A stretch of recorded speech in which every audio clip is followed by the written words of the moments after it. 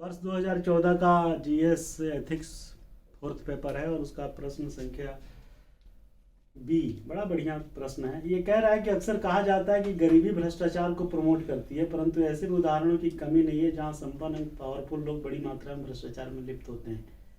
लोगों में व्याप्त भ्रष्टाचार के आधारभूत कारण क्या है? बेसिक कारण कह रहा है, देख लीजिए। ये शब्द पे ध्यान दीजिएगा। ये what are the basic cause कह रहा है, बुनियादी कारण पूछ रहा है। कारण तो बहुत है, बुनियादी कारणों पे फोकस करने को कह रहा है। कारण तो बहुत इतना बड़ा होगा, बुनियादी कारण इतना होगा, बाकी पेरिफेरल रीजन हो सकते हैं। Support your answer with example. तो देखिए बेसिक जो रीजन है, बेसिक जो कारण है वो क्या है, ये चीज पे ध्यान दीजिएगा। बेसिक कारण तो इतना बड़ा हो सकता है, ये इतना बड़ा भी हो सकता है, लेकिन इन दोनों में कुछ कॉमन होगा जो फाउंडेशन स्टोन की तरह होगा, बेसिक। तो ये कह रहा है कि क्या कारण है, तो आप बता दीजिए कि सबसे बड़ा कारण है ग्रीड, लालच। दूसरा कारण है excessive desires of materialistic life, excessive desires of materialistic life. अगर ये दो चीज हटा दिया जाए ना तो करप्शन जो है, मेरा मानना है कि 90% खत्म हो जाएगा। और यही रीजन है, ये दो चीज़ों मैं बता रहा हूँ, ग्रीड और बेसिक क्या desires, excessive desires for materialistic life, ये दो चीज़ें आप हटा दीजिए जो बेसिक चीज़ें हैं, तो बड़े लोगों में जो करप्शन वो समाप्त हो जाएगा। गरीबी के वजह से कोई अगर भ्रष्टाचार करता है तो बात फिर भी समझ में थोड़ी बहुत आती है कि भाई बेसिक्स की ज़रूरत थी, रोटी कपड़ा मकान नहीं तो रोटी चुरा लिया किसी घर से, रोटी कमाने के लिए भ्रष्ट आचरण कर लिया। लेकिन संपन्न एवं शक्तिशाली लोगों की बात कर रहा है तो दो चीज़ तो ये हो गई भाई, ग्रीडीनेस और excessive desires of materialistic life. तीसरा एक टर्म आता है रिलेटिव रिचनेस।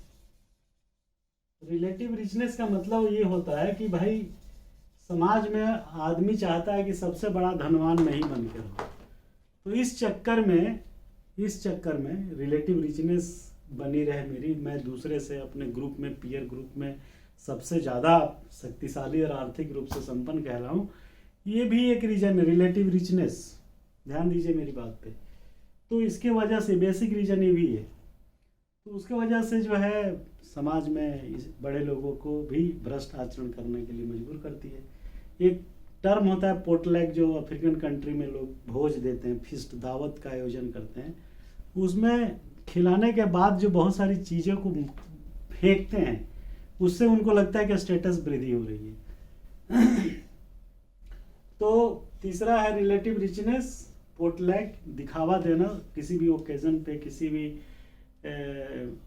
धार्मिक या सामाजिक पारिवारिक आयोजनों पे धन का अपव्यय, वेस्टेज।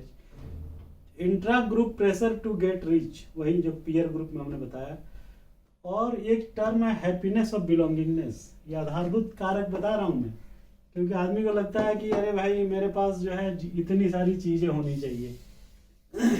इसकी ज़रूरत ये भी, इन चीज़ों की कभी भले जीवन में न पड़ी हो, लेकिन वो रख के अपने पास जो है तिजोरी में बंद करके, जेब में बंद करके रखता है, तो उसको रिलेटिवली जो है हैप्पीनेस ऑफ बिलोंगिंगनेस, चीज़ों को संभाल के रखने की खुशी, जेम्स एंड ज्वेलरी को देख के खुशी, तो यूज भले ना करे लेकिन वो रखे हुए हैं तो उस रखने की खुशी, ये भी एक रीजन है।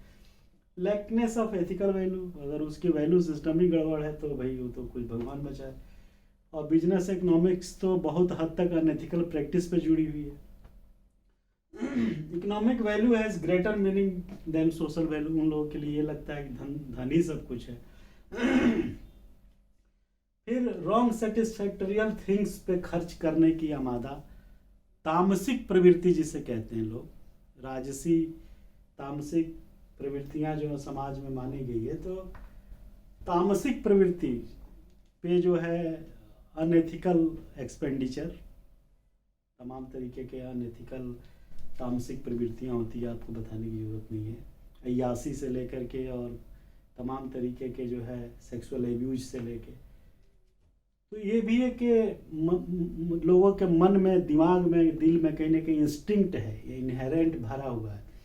तो उसका लस्ट है, उस चीज़ को पाने के लिए भी जो है आदमी रॉन्ग सेटिस्फेक्शन ढूंढता है।